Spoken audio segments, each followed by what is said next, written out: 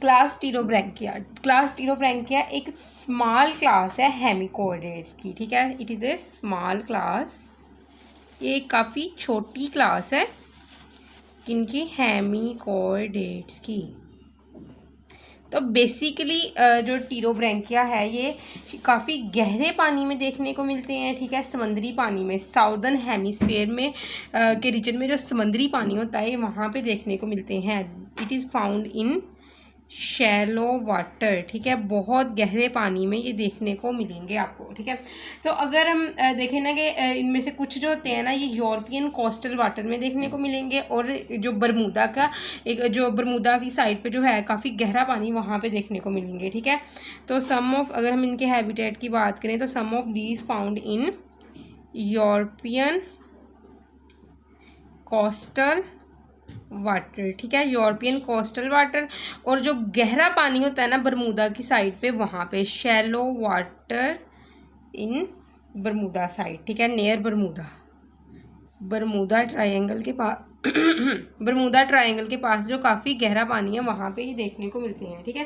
तो अगर बात करें ना कि जोलॉजिस्ट ने इनकी ऑलमोस्ट 20 स्पीशीज़ को आइडेंटिफाई किया है, ठीक है। ऑलमोस्ट 20 स्पीशीज़ ऑफ टीरोब्रैंकिया की ऑलमोस्ट 20 स्पीशीज़ को आइडेंटिफाई किया गया है जोलॉजिस्ट से, ठीक है। तो ये साइज़ में बहुत छोटे होते हैं। अगर हम इनकी साइज़ रेंजिंग की बात करें, we talk about it size ranging, तो क्या होता है कि जो इनका साइज़ होता है ना काफ़ी छोटा होता है, ठीक है।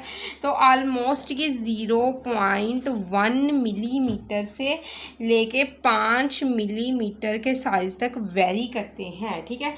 क्लियर। तो उसके अलावा क्या है कि ये जो होते हैं टीरोब्रैंकिया, ये किस तरह रहते हैं, ये अपनी बॉडी के इर्द गिर्द ट्यूब बना के रहते हैं, ठीक है ना। तो दे लिव, ठीक है। इनका लिविंग हैबिटेट किस तरह का है, तो ये क्या करते हैं, they live by farming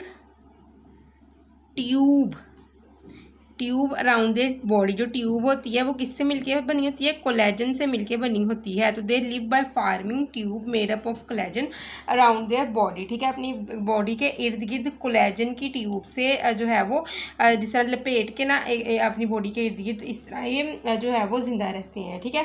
clear. तो उसके अलावा बात करें अगर हम इनकी जो है रिप्रोडक्शन की, किस तरह की रिप्रोडक्शन जो है टीरोब्रैंकिया शो करते हैं।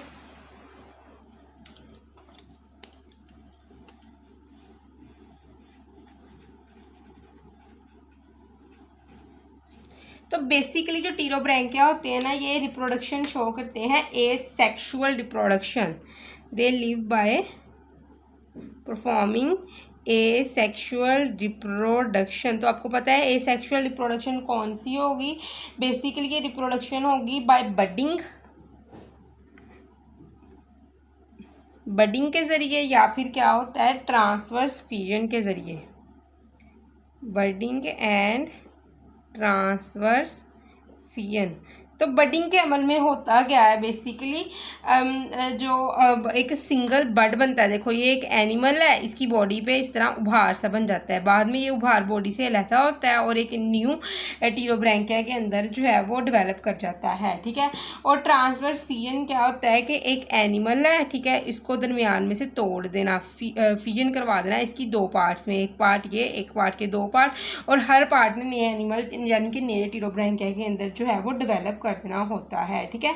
तो जिसकी वजह से क्या होता है कि एक सिंगल एनिमल से काफ़ी बड़ी कॉलोनी बना सकते हैं ये टीरोब्रैंकिया। इनके पास ये एबिलिटी होती है, they have the ability to form a large colony, entire colony through a single animal, ठीक है। तो इनके पास ये एबिलिटी होती है। अगर हम इनके कैरेक्टरिस्टिक की बात करें, we talk about its characters, ठीक है। तो इसके कैरेक्टरिस्टिक्स फीचर की बात अगर की जाए टीरोब्रैंकिया की, तो बेसिकली होता क्या है, इनकी बॉडी जो है वो 3 रीजन में डिवाइड करती है। फर्स्ट कैरेक्टर क्या है, 3 region of body, its body is divided into 3 region. Basically body 3 region में डिवाइड करती है।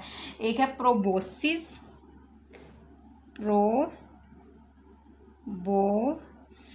ठीक है। सेकंड रीजन है कॉलर, और थर्ड रीजन क्या है, ट्रंक। तो प्रोबोसिस, कॉलर और ट्रंक 3 रीजन है इसकी बॉडी के, ठीक है। तो जो प्रोबोसिस है, अगर बात की जाए प्रोबोसिस की, तो वो कहते हैं कि प्रोबोसिस काफ़ी वाइड होती है, ठीक है, काफ़ी वाइड होगी। इसने सिक्रिएट करनी होती है इसकी ट्यूब, जो सिक्रिएट करती है कोलेजन।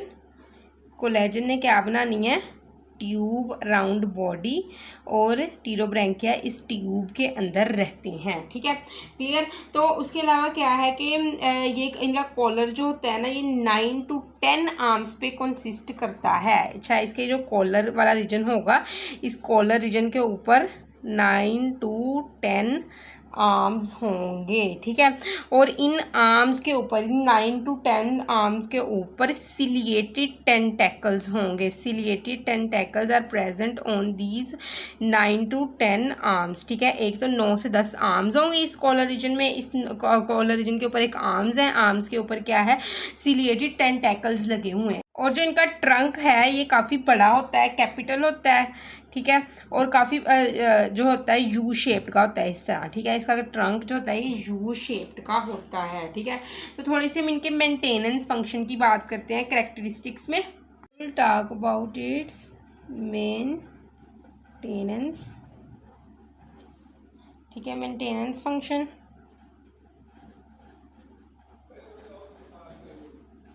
ठीक है, तो अगर हम इनके मेंटेनेंस फंक्शन की बात करें तो ये फिल्टर फीडर्स होते हैं, ठीक है। टीरोब्रैंकिया आर फिल्टर फीडर्स, ठीक है। ये पानी में से खुराक को फिल्टर करके उन पे जो है वो जिंदा रहते हैं, ठीक है ना। They obtain food from water by filter feeding process, ठीक है। अब होता क्या है कि जो इनके टेंटेकल्स होते हैं, मैंने क्या बात की थी, सिलिएटेड टेंटेकल्स होंगे इनकी आर्म्स के ऊपर। तो ये टेंटेकल्स जो होंगे ना, ये फूड पार्टिकल्स को ट्रैप करेंगे, इनकी आर्म्स के ऊपर होते हैं। आर्म कहाँ पे थी, कॉलर रीजन में, ठीक है। आर्म के ऊपर क्या होंगे, सिलिएटेड टेंटेकल्स, ठीक है। इन सिलिएटेड टेंटेकल्स ने क्या करना है, स्मॉल फूड पार्टिकल्स को ट्रैप करना है।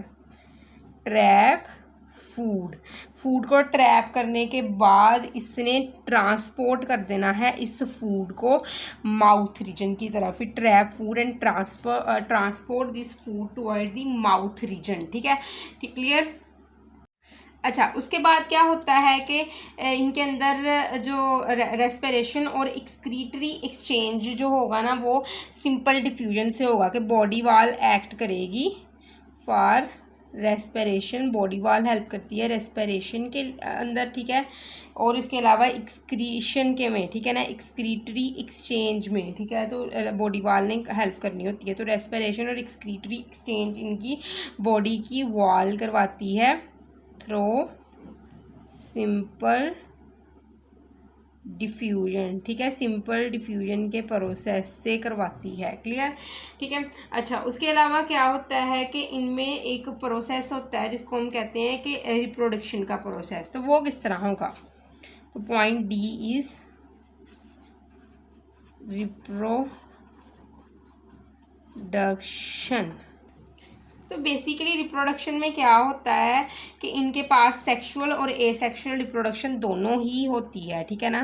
दोनों प्रोसेस, इनमें सेक्सुअल रिप्रोडक्शन का प्रोसेस भी होगा और इनकी बॉडी में एसेक्सुअल रिप्रोडक्शन का प्रोसेस भी होगा, क्लियर। तो अगर हम बात करें ना कि इनमें एसेक्सुअल रिप्रोडक्शन जो होती है ना, वो ज़्यादा बेनिफिशियल होती है। This reproduction is more beneficial, ठीक है, इसके ज़्यादा बेनिफिट्स हैं, ठीक है ना। तो क्योंकि ऑर्गेनिज्म डिवाइड करता है मैनी टाइम्स, ठीक है, एक मैनी टाइम्स डिवाइड करेगा और काफ़ी ज़्यादा इसकी जो है कॉपीज़ प्रोड्यूस हो सकती हैं, ठीक है। जिस तरह के बडिंग में काफ़ी ज़्यादा बड लगते हैं, वो बड बॉडी से अलहदा होते हैं और न्यू इंडिविजुअल के अंदर जो है वो ग्रो कर जाते हैं, ठीक है ना। तो जो न्यू इंडिविजुअल बनते हैं ना इस बडिंग के प्रोसेस से, उसको हम क्या कहते हैं कि न्यू इंडिविजुअल जो बनेगा इस बडिंग से, उसको नाम दिया जाता है ज़ोइड्स, ठीक है, या फिर जूइड्स, ठीक है, जॉइड्स का नाम दिया जाता है। इनके पास एक से ज़्यादा गुनेड्स मौजूद होंगे इन केस ऑफ यहाँ से करते हैं स्टार्ट। तो in case of sexual reproduction they have 1 और 2 गुनेड्स, ठीक है ना। बॉडी की इंटीरियर पोर्शन पे देखो मैंने क्या बताया था कि बॉडी के 2 पोर्शन होते हैं, आगे वाले पोर्शन को एंटीरियर पोर्शन कहते हैं, पीछे वाले पोर्शन को पोस्टीरियर पोर्शन कहते हैं। तो जो आगे वाला पोर्शन होता है ना इंटीरियर पोर्शन, वहाँ पे 1 to 2 गुनेड्स होते हैं, 1 to 2 gonads present on the interior portion of the body, ठीक है।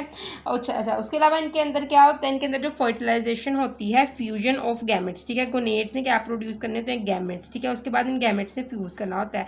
तो इन गैमेट्स की जो फ्यूजन होगी ना इनके अंदर होगी एक्सटर्नल, ठीक है, मतलब कि बॉडी से बाहर ये फ्यूज़ करेंगे, ठीक है। गैमेट्स क्या करेंगे, ये दोनों गैमेट्स बॉडी से बाहर फ्यूज़ करेंगे। तो इस प्रोसेस को हम क्या कहते हैं, ऐसी प्रोसेस जिसमें गैमेट्स बॉडी से बाहर फ्यूज़ करते हैं, इसको एक्सटर्नल फर्टिलाइजेशन कहा जाता है। तो इनमें फर्टिलाइजेशन कौन सी होगी, एक्सटर्नल होगी। और इनके अंदर जो फर्टिलाइजेशन के बाद जो नेक्स्ट जाइगोट और नेक्स्ट जो स्टेज होते हैं उसमें लार्वा बनता है, जिसको कहा जाता है प्लेनुला लार्वा, प्लेनुला लार्वा, ठीक है। इनमें प्लेनुला लार्वा देखने को मिलता है। अच्छा, कुछ केसेस में क्या होता है कि ये जो लार्वा होता है ये अलॉन्ग विद फीमेल जो ट्यूब इसकी बॉडी के इर्द गिर्द थी फीमेल की, इसको हम क्या कहते थे, कोलेगन ट्यूब या फिर कोलेजन ट्यूब। इस कोलेजन ट्यूब के अंदर ही लार्वा रहेगा कुछ केसेस में। लेकिन कुछ केसेस में क्या होता है कि लार्वा जो है इस फीमेल की जो ट्यूब है उससे बाहर निकल आएगा, ठीक है। तब ये बाहर निकल आएगा तो वाटर में क्या होगी, इसमें होगी मेटामॉर्फोसिस। ये अकेला वाटर में होगा और इसमें मेटामॉर्फोसिस होती है। हमें पता है कि मेटामॉर्फोसिस क्या है, बॉडी का डिफरेंट फॉर्म्स में चेंज हो जाना मेटामॉर्फोसिस कहलाता है। तो लार्वा के अंदर जब मेटामॉर्फोसिस हुई तो मेटामॉर्फोसिस से इसने क्या बना दिया, फॉर्म कोकोन, ठीक है। इसने बना दिया कोकोन, और कोकोन जब इनके अंदर बना है तो ये कोकोन ने दोबारा अडल्ट के अंदर चेंज कर जाना होता है, ठीक है। फिर कोकोन से एक अडल्ट टीरोब्रैंकिया आपके पास आ जाएगा, ठीक है। क्लियर लगी समझ इसकी। दोबारा थोड़ा सा मैं करेक्टरिस्टिक्स को रिपीट कर देती हूँ, ठीक है। करेक्टरिस्टिक्स में क्या देखा, बॉडी के 3 रीजन होते हैं, प्रोबोसिस, कॉलर, ट्रंक। प्रोबोसिस ने कोलेगन सी क्रिएट करनी जिसने बॉडी के इर्द गिर्द ट्यूब बनानी है। कॉलर ने के पास कॉलर वाले रीजन जो कि बॉडी की फर्स्ट पे है प्रोबोसिस, फिर है कॉलर, फिर है ट्रंक। तो कॉलर वाले रीजन पे क्या होती है, 9 से 10 इनकी आर्म्स होती हैं। इस आर्म्स के ऊपर क्या मौजूद होती हैं, सिलिएटेड टेंटेकल्स। इन सिलिएटेड टेंटेकल्स का काम क्या था, इन्होंने क्या करवाना है, इन्होंने फूड को ट्रैप करवाना है, ठीक है। अच्छा, ट्रंक वाले रीजन जो होता है यू शेप्ड होता है, ठीक है, क्लियर। अच्छा, उसके बाद वो कहता है कि इसमें फिल्टर फीडिंग होती है, मेंटेनेंस फंक्शन की अगर हम बात करें तो फिल्टर फीडिंग में क्या होता है, इनकी जो आर्म्स होती हैं इसके ऊपर सिलिएटेड टेंटेकल्स मौजूद हैं जिन्होंने फूड को ट्रैप करना है, ठीक है, और माउथ तक पहुंचाना है, ठीक है। अगर हम इनकी रेस्पिरेशन की बात करें तो रेस्पिरेशन और एक्सक्रीटरी एक्सचेंज होती है ना, ये ब्लड यानी कि सिंपल डिफ्यूजन के जरिए होता है, ठीक है। ब्लड से सिंपल डिफ्यूजन बॉडी के जरिए बाहर करवाई जाती है और बॉडी के अंदर ब्लड मौजूद है बॉडी के, जिस तरह ये बॉडी है उसमें ये ब्लड सारा मौजूद है। तो ब्लड के ज़रिए जस्ट बॉडी ने क्या करना है, बॉडी वाल ने ब्लड से कार्बन डाइऑक्साइड को बाहर डिफ्यूज़ करवा देना और बाहर से ऑक्सीजन को अंदर डिफ्यूज़ करवा देना, ठीक है। इस तरह इसके अंदर जो है वो रेस्पिरेशन और एक्सक्रीटरी एक्सचेंज में क्या होता है, वेस्ट मटेरियल को इस बॉडी वाल के जरिए बाहर डिफ्यूज़ करवा दिया जाता है, ठीक है। अच्छा, अगर इनके अंदर रिप्रोडक्शन की बात करें तो इनमें सेक्शुअल और एसेक्शुअल दोनों ही रिप्रोडक्शन होती हैं, ठीक है। तो अगर सबसे पहले जो एसेक्शुअल रिप्रोडक्शन है ना वो काफ़ी ज़्यादा बेनिफिशियल है, क्योंकि ये बडिंग का प्रोसेस है। बडिंग में क्या होता है कि बॉडी की साइड पर एक बड प्रोड्यूस होता है, बड बॉडी से अलग होता है और एक न्यू इंडिविजुअल इससे बना लिया जाता है, ठीक है। और जो इंडिविजुअल बडिंग से बनता है उसको ज़ोइड्स का नाम दिया जाता है, ठीक है। तो अगर हम बात करें एसेक्सुअल रिप्रोडक्शन की तो इसमें होता है क्या होता है कि बॉडी के इंटीरियर साइड पे आगे वाले हिस्से पे बॉडी की क्या होते हैं, एक से ज़्यादा जो होते हैं वो गुनेड्स, एक या फिर 2 गुनेड्स होते हैं, ठीक है। ये गुनेड्स ने क्या प्रोड्यूस करना होता है, गैमेट्स प्रोड्यूस करने होते हैं, ये वाले गैमेट्स, ठीक है। इन गैमेट्स ने जब आपस में फ्यूज़ करना होता है तो इसको फर्टिलाइजेशन कहते हैं। अब गैमेट्स अगर बॉडी से बाहर फ्यूज़ करते हैं तो उसको हम एक्सटर्नल फर्टिलाइजेशन का प्रोसेस कहते हैं। एक्सटर्नल फर्टिलाइजेशन के प्रोसेस से क्या बनता है कि लार्वा बनता है, जिसको प्लेनुला लार्वा कहा जाता है। प्लेनुला लार्वा जो होता है, एक केस होता है कि वो फीमेल की बॉडी के अंदर जो है जो कोलेजन ट्यूब जो कि किसने प्रोड्यूस की थी, ये कोलेजन ट्यूब प्रोबोसिस ने प्रोड्यूस की थी। इस कोलेजन ट्यूब के अंदर ही रहेगा लार्वा। और दूसरा केस होता है कि लार्वा जो होता है इस ट्यूब से बाहर निकल के पानी के अंदर आ जाता है, ठीक है। और पानी के अंदर ये क्या करवाएगा, इसके अंदर मेटामॉर्फोसिस होगी। जब मेटामॉर्फोसिस होगी तो लार्वा क्या करेगा, लार्वा अपने जो है वो कोकोन के अंदर कन्वर्ट हो जाएगा, कोकोन में जाएगा, कोकोन से फिर ये एडल्ट बन जाएगा, ठीक है। एडल्ट कौन सा, टीरोब्रैंकिया, ठीक है। तो आई होप कि आपको टीरोब्रैंकिया की समझ लगी होगी, लेकिन अगर किसी भी किस्म कंफ्यूजन है तो कमेंट सेक्शन में पूछ सकते हैं। थैंक यू सो मच, अल्लाह हाफिज़।